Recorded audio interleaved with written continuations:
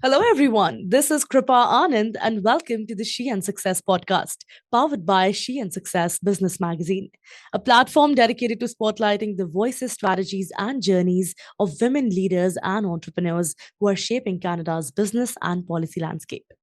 Today, we are going to explore the power of taking a chance on yourself and why the mocktail revolution is reshaping the consumer experience at events across Canada. In 2026, entrepreneurship isn't just about a product. It's about having the resilience to drown out the noise and strategic discipline to turn a trend into a profitable, scaled out brand. Joining us today is Joanna Ressi, the founder of Dirty Beverage Co.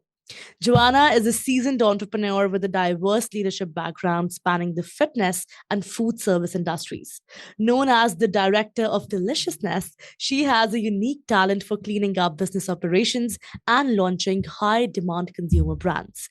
Her latest venture specializes in elevated non alcoholic drinks from dirty sodas to espresso specialities and is already fully booked for the 2026 season. So, before further ado, let's welcome this very special guest. Joanna, welcome to the podcast. Such a pleasure to have you with us. Good morning. Thank you so much for having me on. I greatly appreciate it. Joanna, you've held leadership roles in major corporations, right? Mm-hmm. Yet you reached a point where you realized you'd done all you could do for others and it was time to move on. So let's start the conversation by understanding what moment led you to leave your stable career and found Dirty Beverage Co. Go ahead. So I just so happened to be in an industry where I was seeing a rapid decline and things were becoming oversaturated, and my foresight let me know things needed to change. Mm-hmm. And because I've been an entrepreneur before, I decided this time around I was going to take a chance on myself with something that I was passionate about, that I had experience in, that I believed I could elevate in an industry where it hadn't quite been elevated as far as it could go at that time. No, definitely. I think it's very inspiring to see how recognizing your own value can be the ultimate catalyst for creating something truly original in the market. And this is a very unique concept. When you shared this idea with your friends, with your family, people around you, what are some of the early suggestions or, thoughts that you got? Well, people were not really surprised that I came up with this idea. Uh-huh. I started researching. I had been a nutritional juice bar owner with LA Fitness Clubs for quite a long time in the past. And, I grew up in the food service industry. And so when I realized that things needed to change in my life, I was like, how can I combine all of that expertise that I have and make things a little different? And it just kind of snowballed from there. Nobody was really surprised, although they were surprised I was doing things with sugar. I just let them know it's not about me. It's about me being a beverage company and creating delicious recipes that other people would enjoy. Wow, you are truly an inspiration for everyone listening to this. Now, when we talk about a business, right, there's a difference between doing something as a hobby and doing something as, a profitable thing. So the hours and the discipline that, goes into building that is not talked about enough. So I'd love for you to, take this opportunity to talk about how much time do you think does a startup truly require to become profitable rather than just a hobby? Mm-hmm. I think it's different for everyone. For me, I came up with this idea in 2024, and now we are in, 2026, and I'm still in what I like to call test kitchen. So it's going to be as profitable, I think, as you're going to devote your time to, and how resilient you are and how much effort you put in to whatever this startup is and this change in life that you want to take with you moving forward. So I can't tell you 6 months. I can't tell you 5 years. I know for me, I'm hoping no more than one more this year currently in test kitchen. But everything just kind of evolves and you just have to take it from there. So you do have to keep in mind that your time is imperative and you're going to get back what you put in. Very well articulated. I think your focus on the grit behind the glamour, it shows that a full schedule is earned through relentless operational discipline, right? And there's no two ways about it. Mhm. Uh, but now, Joanna, everything that we want in life, it's not that we are getting it so easily, right? Mhm. Let's now discuss filtering skepticism and self doubt, that fuels the courage to spot market gaps. So, when things don't go your way, right? Mhm. How do you still stay positive and resilient when, plans go off track? Because it is very difficult to center your thoughts around and get focused and then be in a leadership position to guide others around you as well. So, how do you do it all so well and beautifully? I mean, I believe setbacks and, things that you might title as, a failure are not setbacks and they're not failures. Hmm. It's really a matter of how resilient you are and how you can move on from whatever that setback is. I just had a big setback this weekend. Things did not go the way we planned. Um, Hmm. we really were tested. And I'm not happy with the results that happened this weekend, but it's all good because I learned a lot of things this weekend, and I know that those setbacks don't define my future. They just change the way I think about the situation and I come up with another plan to be able to move forward so that I'm not stuck back, where we found our problems this weekend. You just really have to be positive, believe in yourself and what you're doing, and just take a chance.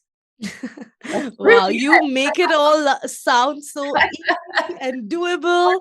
I love that about you. it's not easy, but if you believe in yourself and what you're doing, nothing should be able to stop you.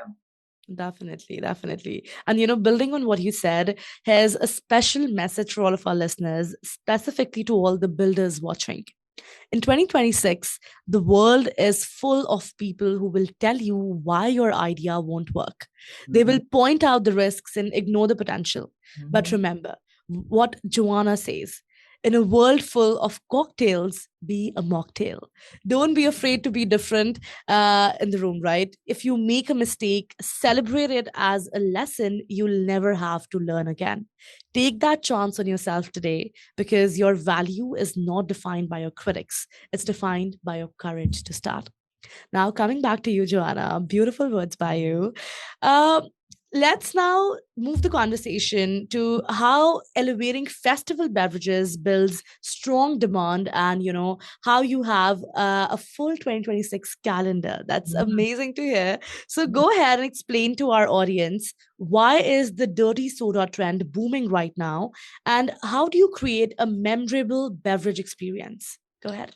Well, I think the trend is, it's coming from Australia. Now we're in the United States and slowly it's coming to Canada. It's something just a little different that, hasn't been overdone or really explored with a lot of opportunities. The recipes that you can create are endless. Yeah. I think part of it for me as well, when we talk about the experiences, I have a super cute trailer. I tried to elevate it a little bit more than just, a regular food truck. And I think that we're very welcoming and we've created something that, people gravitate towards. The first thing they say to me is, this has to be the nicest trailer I've ever seen. And what is a dirty soda? And I want to try it. So customer service above all is really what we're trying to provide here. No, definitely. Uh, I think elevating the standards for non alcoholic options is a brilliant way to ensure that everyone at an event feels included and pampered, right? So that's a beautiful idea. And I'm a lot of gaga over that. Now, if I were to ask you, what's your favorite non alcoholic drink? What would you say? I mean, I like Italian sodas because I'm somebody who likes very limited sugars. But there's just so many options out there from, brewed teas to specialty coffees to dirty Yeah. sodas, lemonades, whatever it is. And it's just an avenue that really can be elevated when it comes to festivals and events.